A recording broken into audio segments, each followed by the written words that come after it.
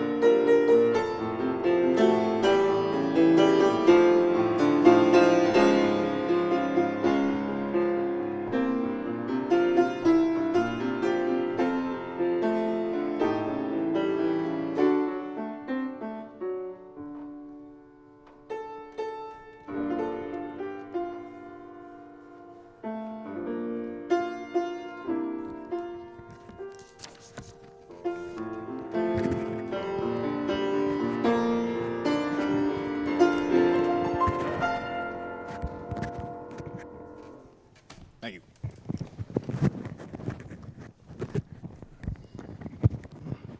Good morning, and welcome again to the Unitarian Congregation of Menden and Uxbridge. It is my absolute joy to be with you all this morning. Those of you who are able to come in person, it's so good to see you. And those of us who are joining online, I'm glad you can be involved and connected today as well. Welcome. Today's opening words are by Reverend Scott Taylor.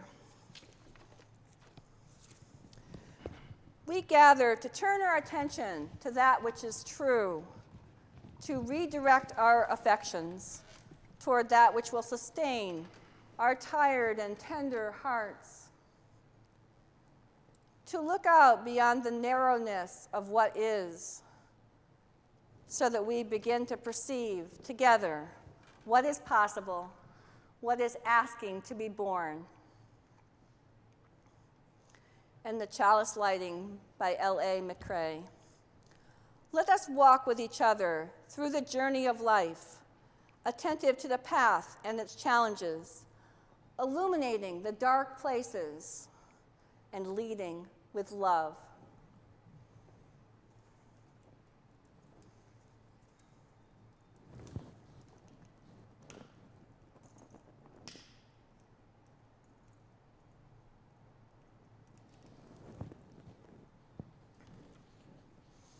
Please join me in the unison affirmation. Love is the spirit of this church, and service is its law. This is our great covenant, to dwell together in peace, to seek the truth in love, and to help one another. Typically, we would have joys and concerns at this time where we would light candles for those things. We will do that later in the service. And that will give folks that are online a chance to write in their joys and concerns on the live stream chat or on the contact form in the webpage. And I can light candles for those things. When that part of the service comes, I will invite those of you who are present to come forward and light your own candle also at that time. Today is a very special day because it's the Alliance Sunday. The Women's Alliance has been a strong part of this congregation for very many years. In fact, I wrote up a little history that I got mostly from the website, and also from talking to Shirley Barnes, who couldn't be with us today. So Alliance Sunday is a tradition at this church, usually the first Sunday in May, and the Alliance ladies provide flowers, they do the greeting and collect the offering, and they host a marvelous coffee hour. So this is our first coffee hour in over a year. So this is all very exciting, and we're very glad the ladies can do this today. And I wanted to recognize the Alliance members who were able to be with us today. So thank you to Linda and Paula, who are coordinating a lot of the details for today. And we also have other Alliance members here. We have Marge and Diana, and we have Norma, and Sue, who's been involved in many fundraisers here, and Leslie, our newest Alliance member. So welcome to all of you, and for all who are viewing as well. Women of the congregation's afternoon and evening alliances have been part of the history of the Mendon Church since 1843. The Joseph Emerson Evening Alliance, organized in 1934, was named in honor of the first minister of the church. There was also an afternoon alliance that is now merged with the evening alliance. There were two purposes for the Women's Alliance. The purposes were to promote fellowship and to support the church in various ways. In 1881, they purchased a stove to heat the church. In 1895, they purchased flatware and cookware. In 1899, the first chicken pie pot supper was served. Since 1980, members of the Alliance have generously donated more than $15,000 for equipment, decorations, and amenities, both for the sanctuary and for Goss Hall. They were the ones that purchased new cushions for the sanctuary. The Alliance also bought the stove and refrigerator for the kitchen and had the center island reconstructed, as well as donating the sinks and dishwashers. Additionally, members of the Alliance renovated the ladies' parlor a few years ago and made it into a beautiful gathering space. On behalf of the congregation, I'd like to thank the Alliance members for all your generous gifts to the church. And thank you also for participating in the service today and hosting coffee hour.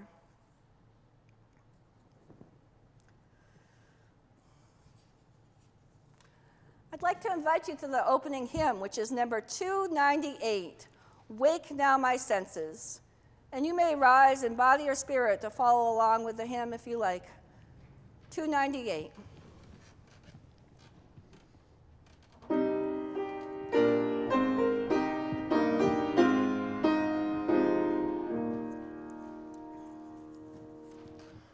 Wake now my senses and hear the earth call. Feel the deep power of all.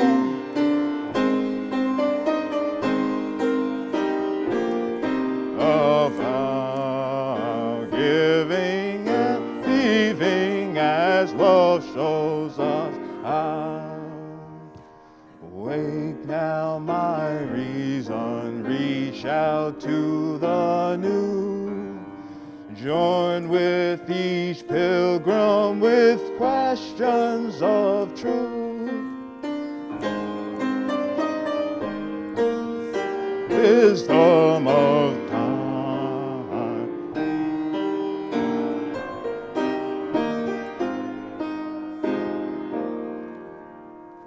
Wake now, compassion, give heed to the cry.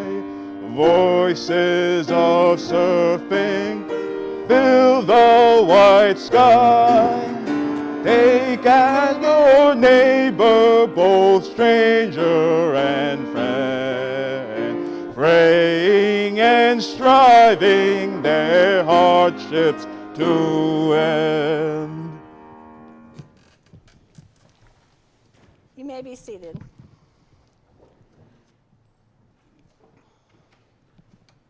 Today's story is called The Cricket Story, and the original source is unknown. Once two friends were walking down the sidewalk of a busy street during rush hour.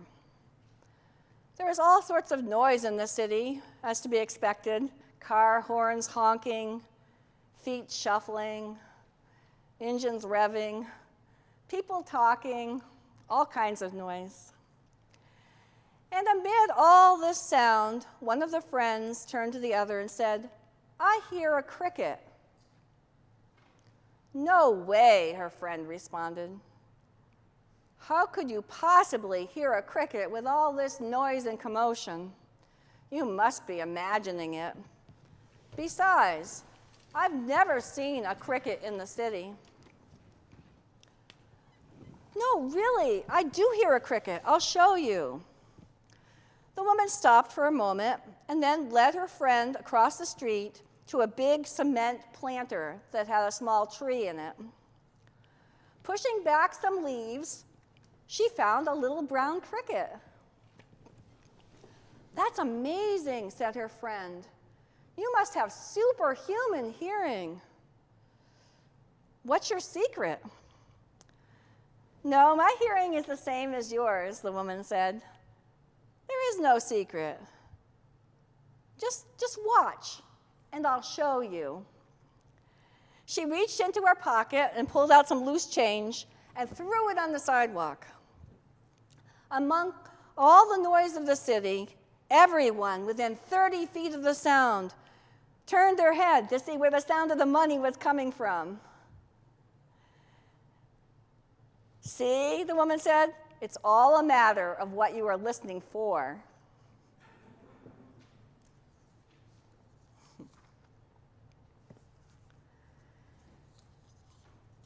At this time, it will be the offering, the call for the offering and the offertory, which Matt will introduce in a moment. This congregation exists through the generosity of its members, through contributions of time, energy, talent, and money. Please be as generous as you are able. And we thank you for your gifts of your time, of your talent, and of your treasure. There's a PayPal link for those who are online. Thank you so much. Today's offertory hymn will be "Whisper Not" by the very famous sax player Benny Golson.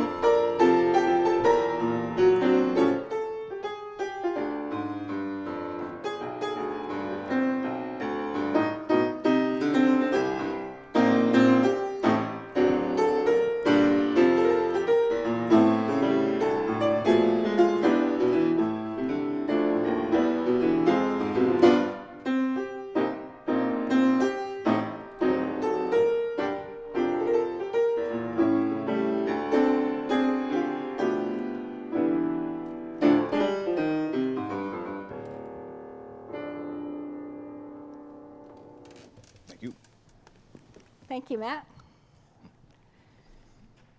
And may these gifts be blessed as they go on to support the good work of the Unitarian Congregation of Mendon and Uxbridge. I'd like to invite you into a time of meditation. This meditation will have 3 parts.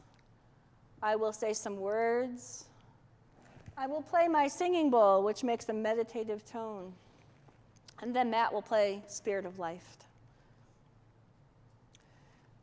When I play the singing bowl, I invite you to just listen and simply be present to it, to hear the tone, to feel the breathing of your body, to feel your heart beating, to know that we're together in community, wherever we are. You can use this time to lift up your hearts as a time of prayer and meditation, or you can just simply be present and take a moment of peace and listen and breathe. I will step out of the view of the camera for a moment while I'm playing the singing bowl so I can play it a little more closely to the folks who are present, but I'll be back soon. The words I'm going to share are a meditation by Harold Babcock called Stillness. Let's take a few deep breaths together to begin.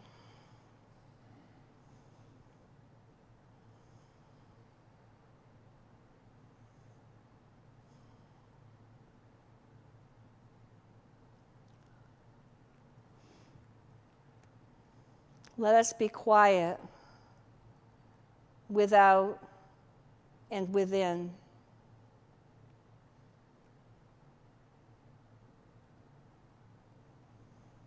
Let the stillness be in us.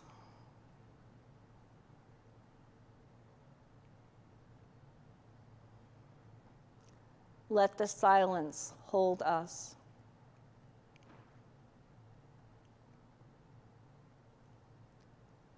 May we find the deep places of the soul and begin to let go of the distractions that plague us. May we let go of irritation, calm the confusion which inhibits us, let go of fear,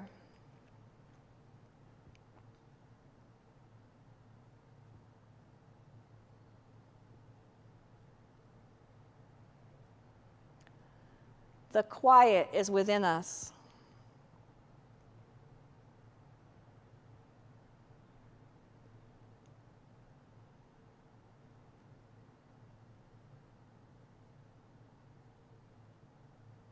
The stillness is in us.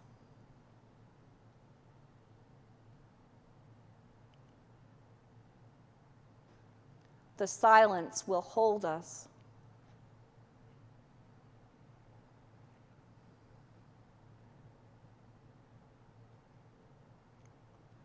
There are deep places in the soul.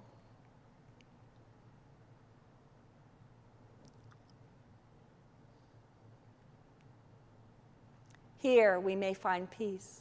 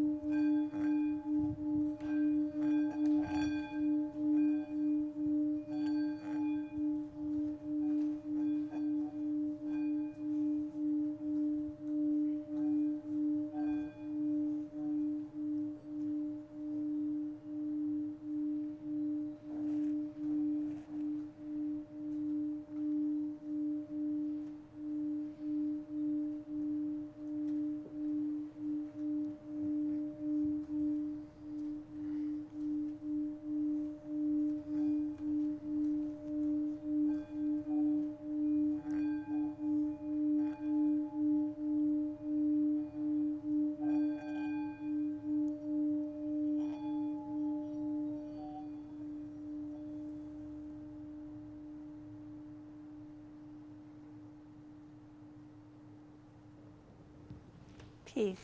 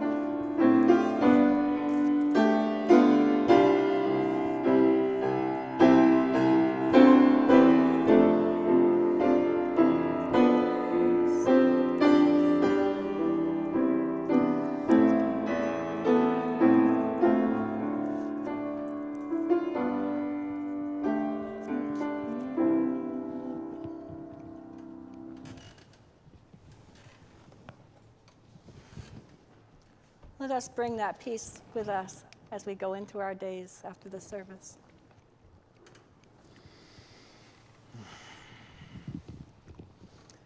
Where we choose to place our attention determines the course of our lives as well as the quality of our lives.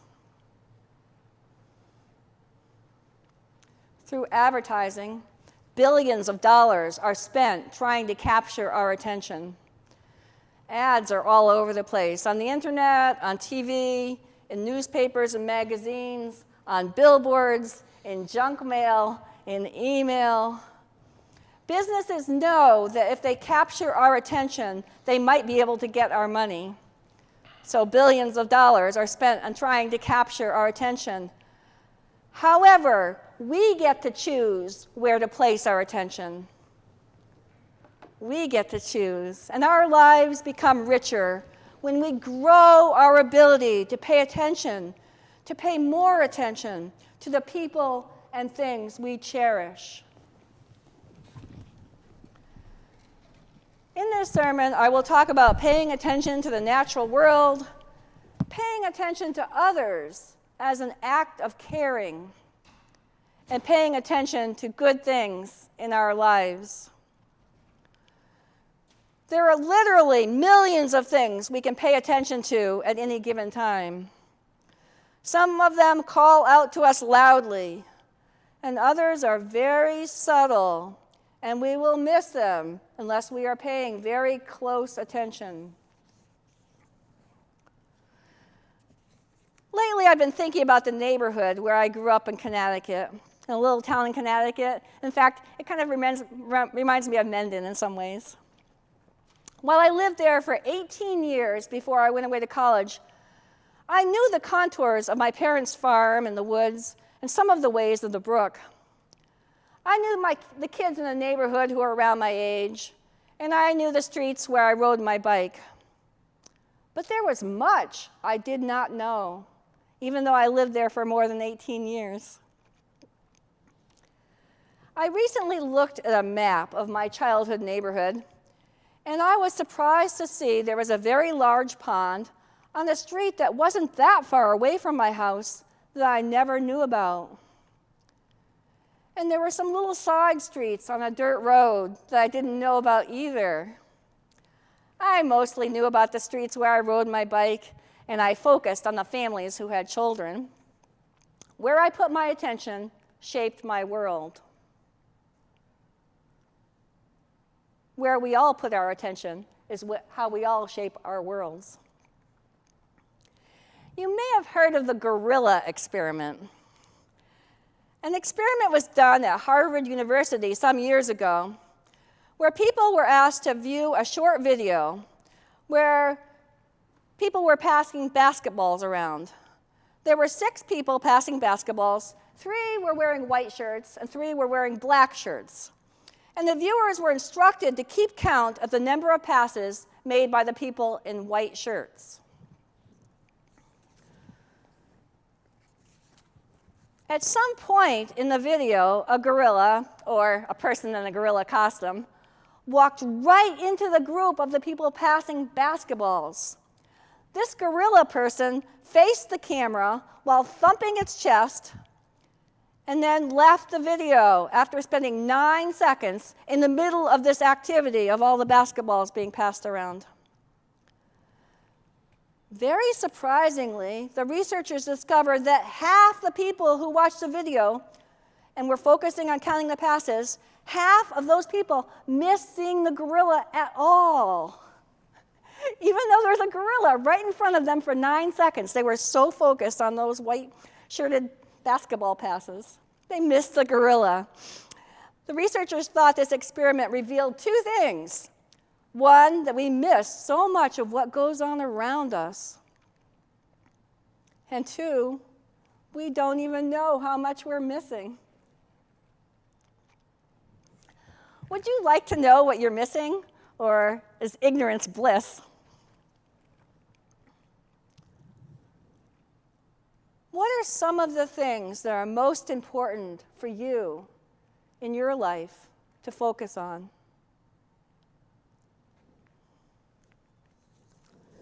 You get to choose where to place your attention.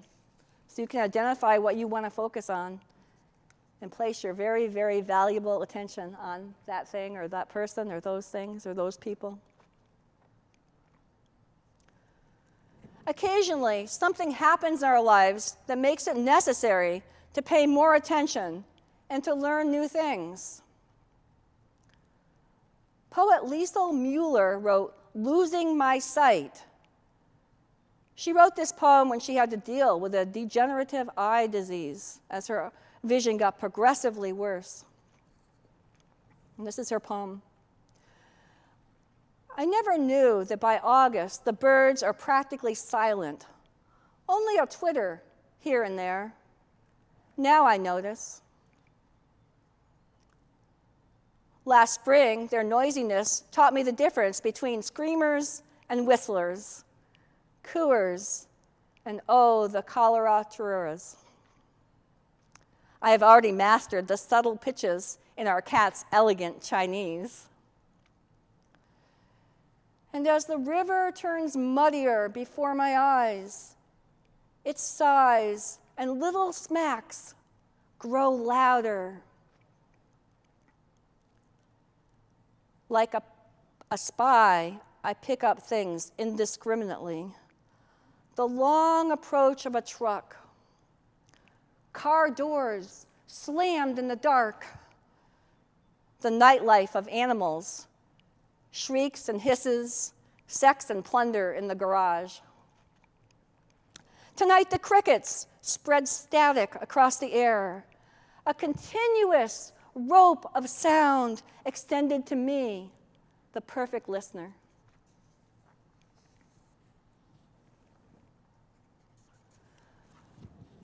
We don't need to be going blind to grow our ability to take in the sounds of the natural world around us.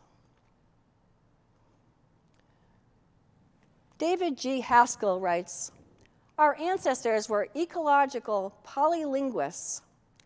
To listen was to learn about food, danger, and opportunity. To listen was to live and to find meaning. Disconnection and inattention invited death. And thus, natural selection placed the ability to hear and understand beyond human languages at the core of our human nature. So when we walk outdoors today and open our ears to the sounds of a sparrow, we reclaim what is ours by birth. We connect to meanings that emerge from the deep time of our membership in life's community." In fact, David Haskell says that in the world beset by ecological crises, our survival depends on our attentiveness to the speech of other species. After I read more about what David Haskell wrote, I wanted to start paying more attention to the songs and calls of the birds. He suggests we go beyond simply identifying what kind of birds we hear and pay attention to the ways birds communicate. We can notice if their songs and calls are different or the same at various times of the day, in different seasons, in different weather conditions, etc. All of us pay more or less attention to the natural world around us. Perhaps by slowing down, we can pay more attention to the natural world. Some of us crave stimulation, so the thought of sitting outside without a book or a phone, without another person or an activity to do, might sound boring to some of us. However, if we slow down and seek to grow our awareness, we can learn to listen and watch and focus on the natural world as a kind of nature meditation. Maybe we could start with simply 5 or 10 minutes at a time. Have your morning cup of coffee or tea outside and just be present to the sounds around us, to the sights around us, to the sensations, to the weather, to all of it. How can you pay more attention to the natural world? Would you like to pay more attention to the natural world? Then you can set that as one of your focuses that you want to place, where a place you want to put your attention. How can you pay more attention to the natural world?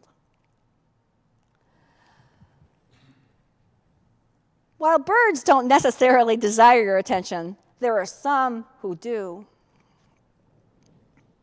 Paying attention to another person is an act of love. Everyone craves having someone pay attention to them. Our loved ones, our friends, the folks in your church community, your neighbors, people you work with, people you have interactions with in the wider world. Everyone wants your attention.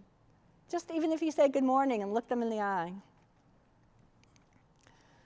Some people in your lives probably crave more attention than just a simple good morning. Care Anderson shared a few years ago, Disney World executives wanted to know what most captured the attention of toddlers and babies at their theme parks and hotels in Orlando. So these executives hired a journalist and a cultural anthropologist to observe toddlers and infants as they passed by costumed characters, animated creatures, twirling rides, sweet-smelling snacks, bright toys. What they found most captured the young children's attention was their parents' cell phones, especially when their parents were using those phones. That was much more important to these little ones than all these bright-colored, marvelous attractions around them. These children craved their parents' attention. And the little ones already understood what held their parents' attention. And they were aware that they were competing for their parents' attention. And so the focus was on the cell phones and not on all the things that the parents spent a lot of money and a lot of time to take them to enjoy. What the children wanted was their parents' attention. Who is longing for your attention? What gift of attention can you give your loved ones?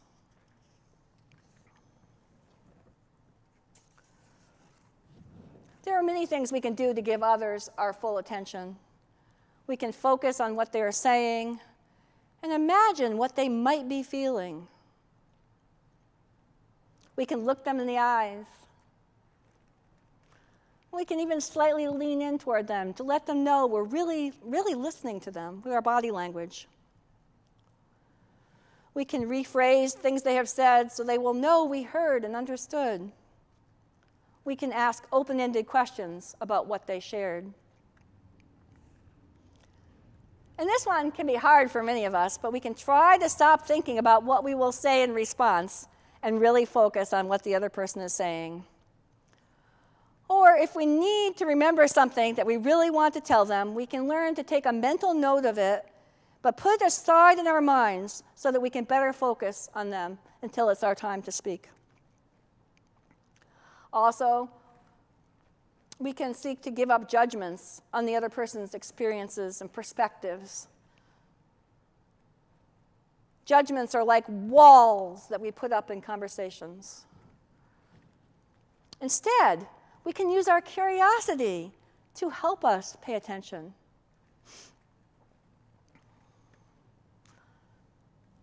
Like I said, not just hearing their words, but imagine what they might be feeling as they say those words. Try to sense their energy. Then they'll feel really heard. What can we do to make people feel more seen and heard, and thus cared for? What is a way you give others your full attention? What is a way you can do more to give others your full attention?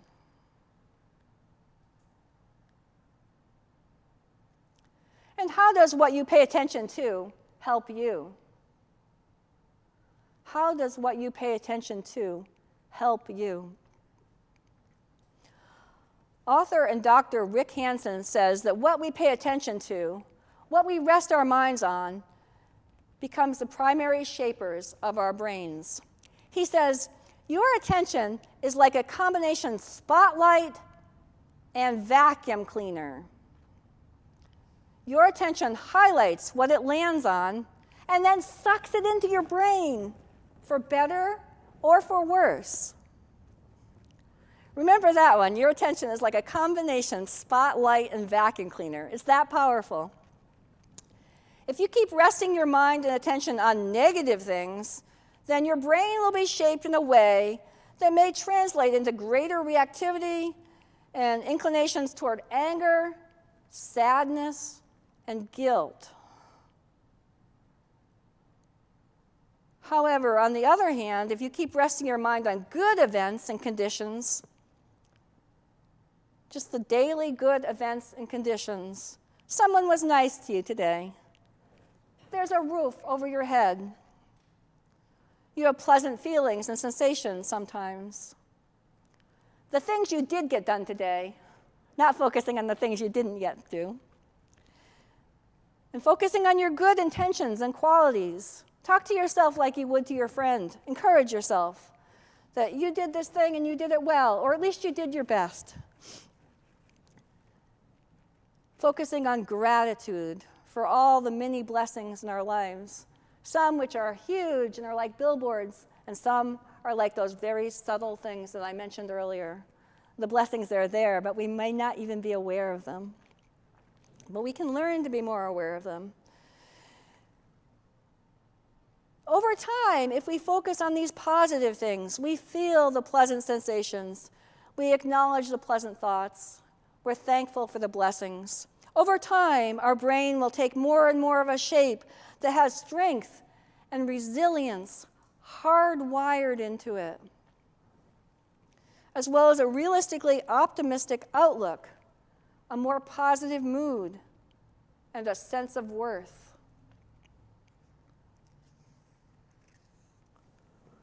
All that starts with where we place our attention. I know some of you are going through hard times. Some of you are grieving or suffering in different ways. And I want to acknowledge that it's important to know and give yourself permission to find things that bring you joy, even as you're going through those hard times. If you're grieving or suffering, while not denying those real feelings and those real experiences, but you can also ask yourself, what good things can you find that you want to rest your mind on? Happy memories, pleasant encounters, things that make you smile. Those things are always there, even in hard times. Sometimes they're very, very hard to see. But if you keep trying to find them, you will find them.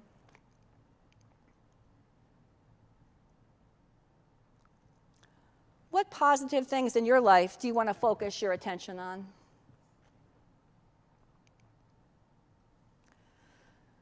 Perhaps when things are good, we might want to try doing what author Kurt Vonnegut's Uncle Alex did. Kurt Vonnegut's uncle's main complaint about other people was that they so seldom noticed it when they were happy. Kurt shared that when they were all drinking lemonade under an apple tree in the summer and talking lazily about this and that, Uncle Alex would suddenly exclaim, "If this isn't nice, I don't know what is." That sounds like a good practice for us to adopt. When things are good, to notice them and then share them. If this isn't nice, I don't know what is. And being here with all of you today, if that isn't nice, I don't know what is. Before gratitude, before almost anything happens, comes the simple act of paying attention. It is one of our superpowers. And attention is one of our most valuable commodities. If our attention shapes our brains and impacts so many things and people around us, and shapes our very lives, don't we deserve to take control of it? When there are so many things and people vying for our attention, it almost becomes a revolutionary act to reclaim our ability to choose where to place our attention at all times. If we pay attention to things in nature, to the people around us, and to all the good things in our lives, it can have a tremendous impact. Our relationships can be better, our lives can be richer, and perhaps we can even find inspiration to help heal our world.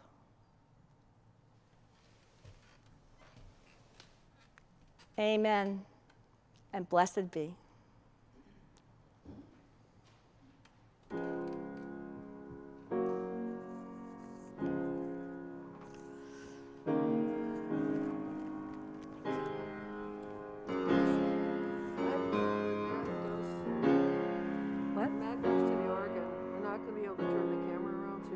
Sit down or just... Oh, okay. Are you sure you won't be able to turn the camera around? Because it makes a nice view. Oh, okay, all right.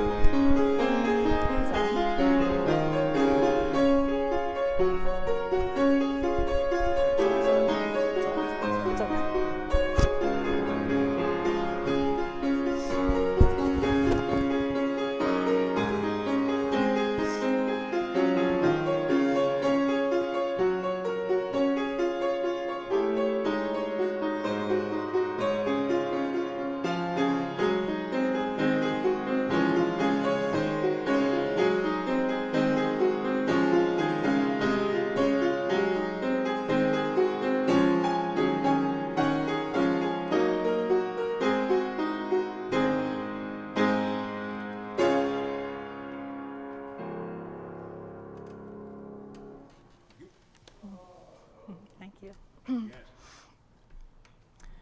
There are 3 announcements this morning. At coffee hour today, which we're delighted the ladies are hosting, there will be a sign-up sheet for future coffee hours. If you're interested in hosting, we'd love to have you sign up. Also, the Strawberry Fest is coming. It's the 2nd Saturday in June, so we'd love to have you participate by helping out or coming and eating strawberry shortcake.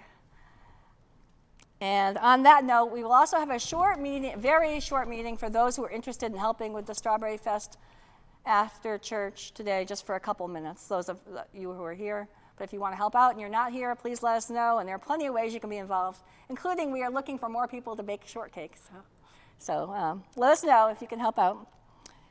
And now we will go into the candles of joy and concern.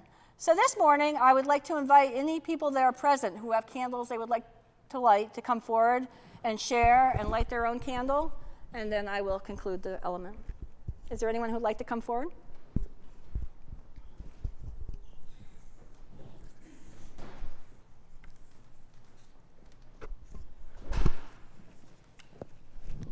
Good morning. I'd like to light a candle of joy this morning for a wonderful weekend with community. Yesterday we celebrated our Beltane ritual, and today I'm here with my community here at the church. And also thank you so much to Reverend Patricia for coming yesterday and supporting me. It really meant a lot to me. I know we're both very passionate about building community, so I really appreciate that. Thank you so much. You're welcome.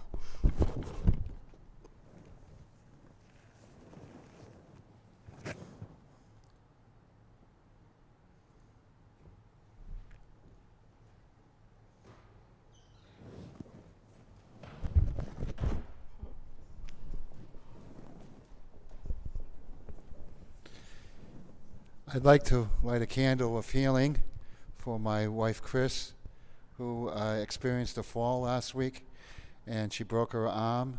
She's recovering well and starting to feel a little bit more like herself again, and I pray for continued healing in body, mind, and spirit.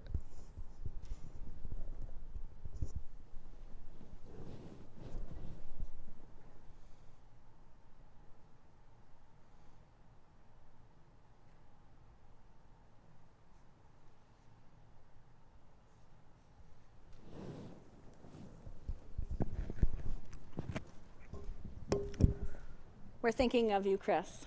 We hope you have a speedy recovery. I'm sorry you can't be with us today. Is there anyone else here who would like to light a candle? Okay, I have a few more. First, a candle of sadness on Monday as we said goodbye to our beagle, Lucy. She was a fighter her whole life from the Bouchard family.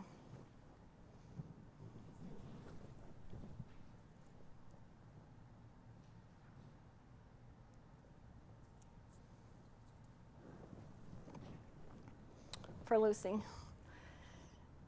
And I would like to light a candle of joy for Shirley Barnes. She didn't ask me to do this, but the reason that she's not here today is that she got an opportunity to visit her new great-granddaughter in New Jersey this weekend, and so that she had not met her new great-granddaughter yet, and so she decided that that was more important than coming here this week, understandably.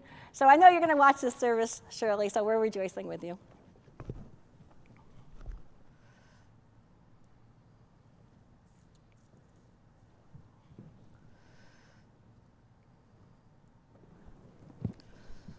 And I'm going to light 2 more candles. The first one is especially for all of you who are grieving, with the prayer and the hope that you will find peace and comfort and strength in the things that you need.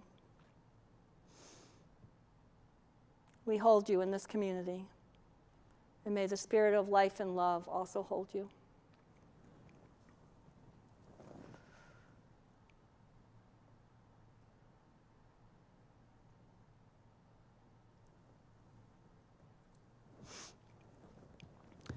And now I'll light the final candle for all those things that remain unspoken in our hearts and minds.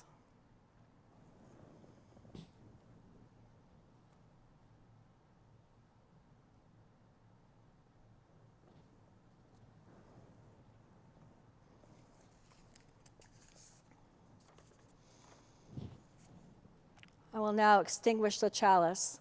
We have gathered in peace, worshiped in hope, and lifted our hearts together in community. We go now to share these blessings with the world.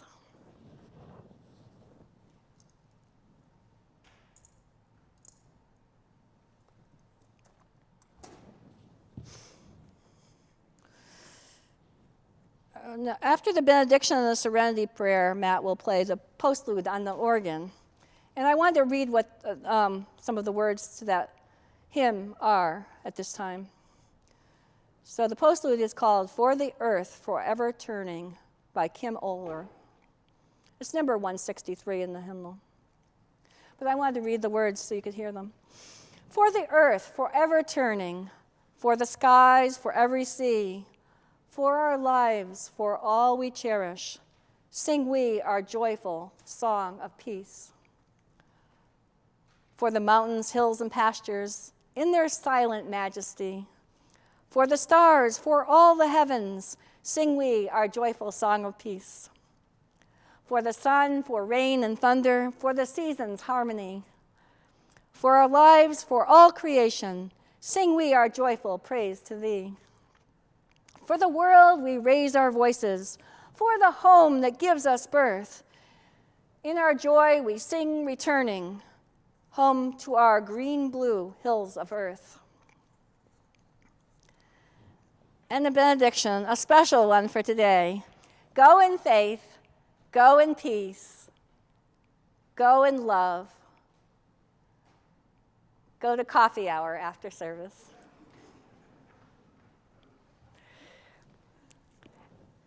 And please join me in saying the serenity prayer. God grant us the serenity to accept the things we cannot change, the courage to change the things we can, and the wisdom to know the difference.